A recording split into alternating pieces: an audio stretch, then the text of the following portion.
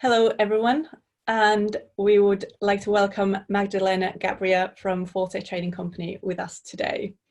Magdalena is a great friend of mine, and also she's been running a coronavirus think tank over the last 12 weeks. Yes, it's just come up to 12 weeks. And would you like to tell us a little bit about it today? Yeah, so in response to the coronavirus, which I think hit all of us in different ways, I really wanted to find a way of supporting leaders at this time, especially when people are looking for direction and when people are looking for that support. So this is Forte's response to the coronavirus.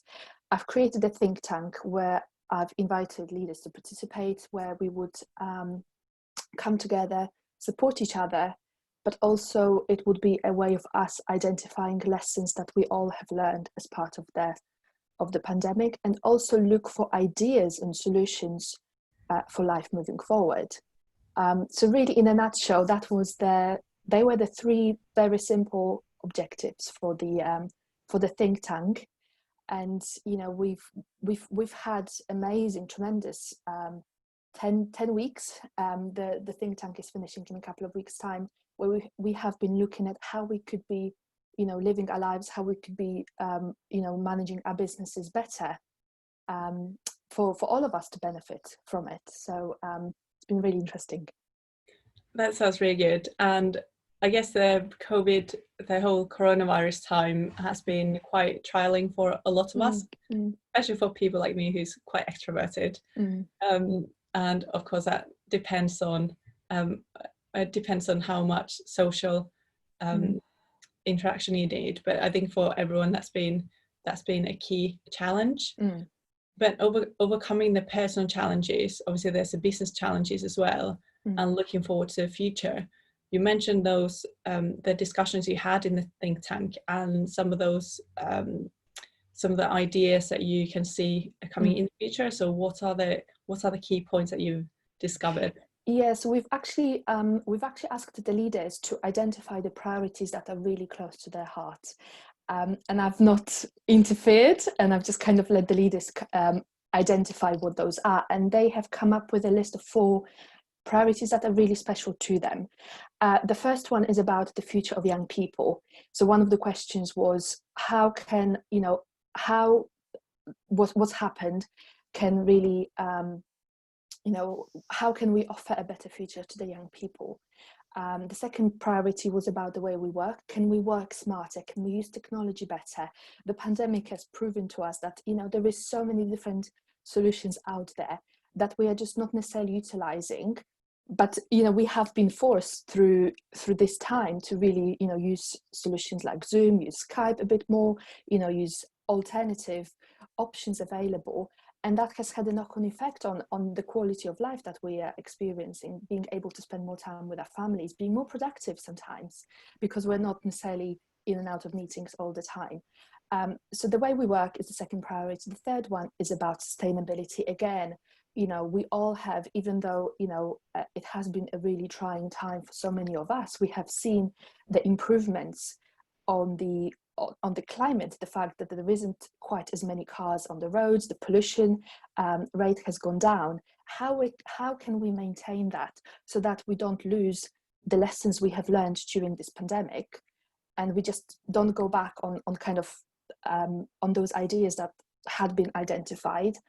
And then the fourth priority was about the economy. Obviously, it is on everybody's minds how the pandemic is affecting and will affect the economy moving forward. So looking at some ideas again, and how all of us, by taking small steps and maintaining those small steps over an extended period of time, how we can improve those 4 different themes moving forward.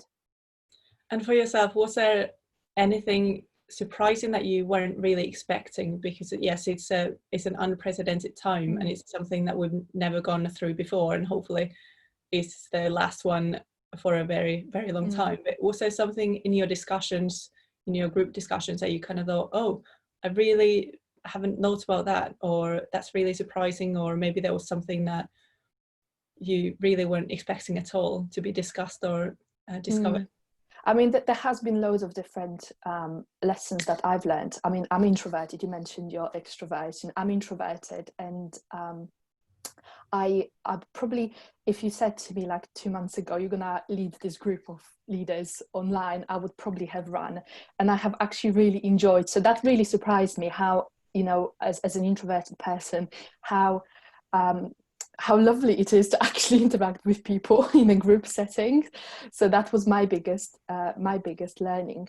But also, I think, especially in the context of the last couple of weeks, you know, in terms of what's been happening with George Floyd, and you know, I think leadership is no longer a nice to have. It's no longer something that is kind of so remote. I think, you know, the last couple of this year has been transformational on so many different levels, and we have learned the lessons sometimes that perhaps most of us wished we never had to learn, but I think it has also proven to us how we each need to, those of us who feel passionate about being the change we want to see in the world, how it is important that we have a voice, how we speak up, how we look for how we can be, you know, changing, you know, whether it is the environment, whether it is how, you know, how the work is designed, how we work, how we commute to work, where we basically prioritize our time and what we prioritize our time on. I think that is important, that, you know, we think about ourselves and think about how we can be that change that is needed. It's no longer a nice to have, it's something that actually needs to change if we want to live in a better, you know, in a better, you know, in a better environment, and we want to leave a better future for the next generations. Thank you very much. And is there anything that you'd like to say to the people who are watching this video, who maybe they kind of feel that spark inside themselves, thinking, oh, you know, that's something that a change that I'd really like to see, but quite afraid to do anything, and you know, not really sure where to find the bravery within. So what's your message to those people? We've had those conversations with the leaders, and there was this one leader who said, in kind of early on in the think tank, what can the little me change? What can one person change? And a couple of weeks later, she was the one who was leading on the Clap for Carers, because she basically found it really frustrating that not enough people in her street were clapping for carers. And what she did, she actually went round to people's houses and just left little post-it notes saying, you know, this evening at 8 o'clock, would you clap for carers? And she has recorded the video of how she has managed with just one, you know, just one person, how she managed to bring the whole street together, and they were all clapping and they were all supporting the carers, you know. And I think that just really proves that, you know, the change starts with one voice. You know, you know, we sometimes think that change is such a big, complicated, you know, project, and often it is, but it starts with one step. And, you know, if somebody feels compelled to, you know, to see that change in the world, if somebody feels passionate, often what for me, sometimes if I get angry about something, or if I feel really, you know, upset about something, that for me is an indication that, you know, something needs to change, but the only person who can do that is myself. So obviously I have been really upset, you know, with you know, with the riots and, you know, the death of George Floyd.